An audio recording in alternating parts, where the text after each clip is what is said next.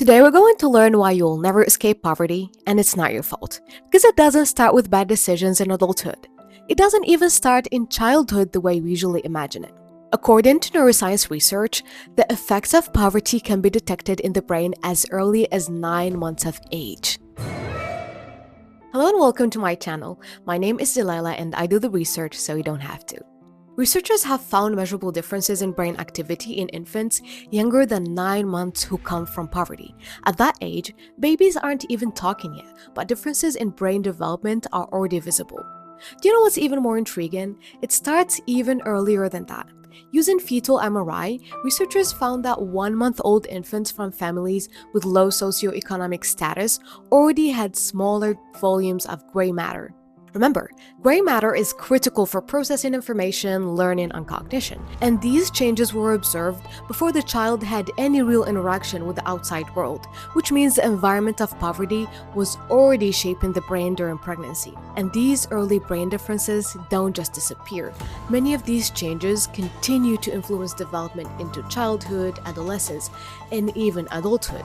And as a consequence, many people get stuck in what's called generational poverty. Everyone right now is talking about building generational wealth, but almost no one talks about the exact opposite: generational poverty. Generational poverty can be described as a feedback loop that is very hard to escape and starts earlier than we like to admit. Parents who grow up in poverty tend to have worse educational outcomes, fewer occupational opportunities, and poorer physical and mental health. Those disadvantages don't stay contained within one generation. They affect how parents raise their children, the environments their children grow up in, and the biological development of those children's brains. Those children then grow up with the same disadvantages and often become parents in poverty themselves, and the cycle continues. 3 major factors can explain how poverty affects the brain and behavior. The first one is stress. Poverty is associated with higher and more prolonged stress levels, both in parents and in children. Parents living in poverty experience constant uncertainty like financial pressure, housing instability, unsafe neighborhoods, and lack of access to healthcare. That stress affects how they function emotionally and cognitively, and parental stress directly impacts caregiving behavior. When parents are under chronic stress, it becomes harder to provide consistent emotional support, predictability, and responsive care. Now, what you didn't know is the impact of stress can begin during pregnancy, and several studies have shown that stress during pregnancy alters fetal brain development. Stress hormones like cortisol cross the placenta and interfere with normal brain growth. This means a child can be affected before they are even born. As a child grows, prolonged stress continues to shape the brain. Children in low socioeconomic status environments often show elevated baseline cortisol levels, which is a biological marker of chronic stress. High cortisol disrupts the development of brain region responsive for executive function, memory, and emotional regulation. Over time, this leads to difficulties with attention, self-control, and learning. In higher socioeconomic status families, positive parenting behaviors are associated with lower cortisol levels in children. This doesn't mean all parents in poverty don't care, but it means the environment makes caring harder. Also, neglect is strongly associated with poverty, and rates of emotional, physical, and sexual abuse are also higher in low socioeconomic status families. These experiences further disrupt brain development and significantly increase the risk of psychopathology later in life. Okay, now let's talk about diet. Poverty is strongly correlated with poor diet, and in severe cases, malnutrition. Healthy food is often less accessible and more expensive for people living in poverty. This leads to diets that are lower in essential nutrients and higher in processed foods. Diet matters because the brain is extremely sensitive to nutrition, especially during development. And poor nutrition during pregnancy affects prenatal brain development. And poor nutrition during infancy, childhood, and adolescence is associated with a reduction in key brain regions, including the hippocampus, amygdala, and prefrontal cortex. It also affects neurotransmitters like serotonin and dopamine, which regulate mood, motivation, sleep, and cognition. Now, this is important because mental health, learning ability, and emotional regulation all depend on these systems. And poor diet doesn't just affect physical health, it alters how the brain develops and functions.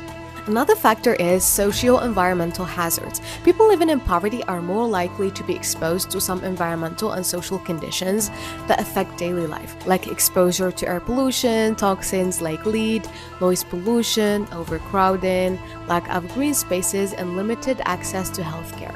And studies have shown that exposure to air pollution damages cortical brain areas and affects children under 1 year old.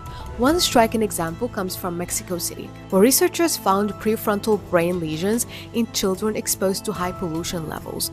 Noise pollution is another factor. It's more common in low socioeconomic status areas and has been shown to disrupt brain networks involved in attention and cognition. Also, high population density and lack of green spaces are linked to worse mental health outcomes, which is not surprising, to be honest. So now we can ask the real question: how do these factors actually affect the brain? The brain has different regions that do different jobs. Some parts help you think and plan, some help you learn and remember, and others help you process emotions and respond to stress. Poverty doesn't hit the brain randomly. It repeatedly affects the same key regions, especially during early development. Let's start with the cortex, especially the prefrontal cortex. The cortex is the outer layer of the brain. So if this is the brain, this would be the cortex, I guess. I don't know if this helps. It's what we use for higher level thinking. The prefrontal part of the cortex is responsible for things like attention, working memory, decision making, impulse control, and planning ahead. What researchers have found is that children growing up in poverty often show both structural and functional differences in this region. In simple terms, the prefrontal cortex tends to be less active during tasks that require focus and flexibility, and in many cases, it also shows reduced gray matter volume. These differences are strongly linked to chronic stress, material deprivation, and negative environmental conditions. When the prefrontal cortex doesn't develop optimally, it becomes harder to concentrate, harder to regulate behavior, and harder to perform well academically. Now let's move deeper into the brain. Let's talk about the hippocampus. The hippocampus is one of the most consistently affected brain regions in people who grow up in poverty. Children from lower socioeconomic backgrounds tend to have smaller hippocampal volume compared to their high-income peers. The hippocampus is a region that plays a central role in learning and memory. It helps you form new memories, retain information, and understand complex ideas.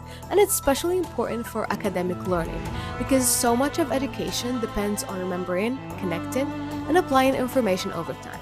The hippocampus is also highly sensitive to stress, and chronic stress increases cortisol levels, and elevated cortisol interferes with normal hippocampal development. Which means long-term exposure to stress, which is common in poverty of course, directly disrupts the brain systems that support learning. These effects are strongest in childhood when the brain is still developing, which helps explain why early disadvantage can have long-lasting consequences. Another part of the brain that is targeted by poverty is the amygdala.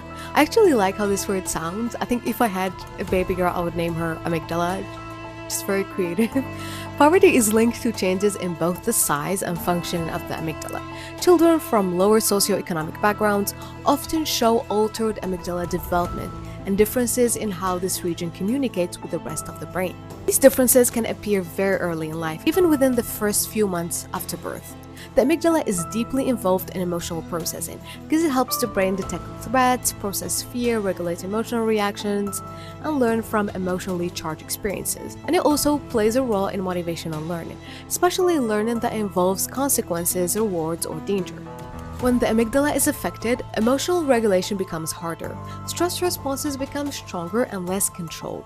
This can lead to heightened anxiety, emotional reactivity, and difficulty focusing in learning environments. Because the amygdala interacts closely with learning and motivation systems, these emotional changes can also interfere with education and increase the risk of mental health problems later in life. When these brain systems are affected early, the consequences don't stay abstract, but they show up very clearly in how people learn, communicate, and cope with life, unfortunately, of course. One of the earliest and most consistent effects is language delay. Language development is tightly connected to brain regions involved in memory, attention, and executive function, especially the hippocampus and the prefrontal cortex. And children growing up in poverty often show differences in brain activation related to language from infancy. This means that long before formal schooling begins, many children are already processing language differently. As a result, they may enter kindergarten with weaker vocabulary, lower literacy skills, and more difficulty in understanding and using language. Because language skills are one of the strongest predictors of later academic success, these early delays tend to cascade forward. Learning becomes harder, keeping up in class becomes more stressful, and gaps widen over time. Not because of intelligence, but because the brain systems that support learning were disrupted early on. And this is where I want to end the video. We're used to hearing the idea that people are poor because of their mindset, which is a bit cringe at this point. And if someone just thought differently, worked harder, or made better choices, they'd escape poverty. And sure, for some individuals, mindset and personal choices do matter, but science shows that this explanation is incomplete. Poverty shapes the brain, as we have seen. It affects how people learn, regulate emotions, handle stress, and plan for the future. When development happens under constant stress, poor nutrition, and harmful environments, escaping the cycle becomes genuinely difficult. Not impossible, but much harder than we usually acknowledge. So the cycle of poverty isn't just socioeconomic. It's biological, developmental, and poorly rooted in early life experiences. If you got this far in the video, thank you for watching it. And don't forget to subscribe, like the video if you like it, and also let me know in the comments how you think we can, as a society, break the cycle of poverty. I would like to hear your thoughts, and see you in the next one. Bye! Bye!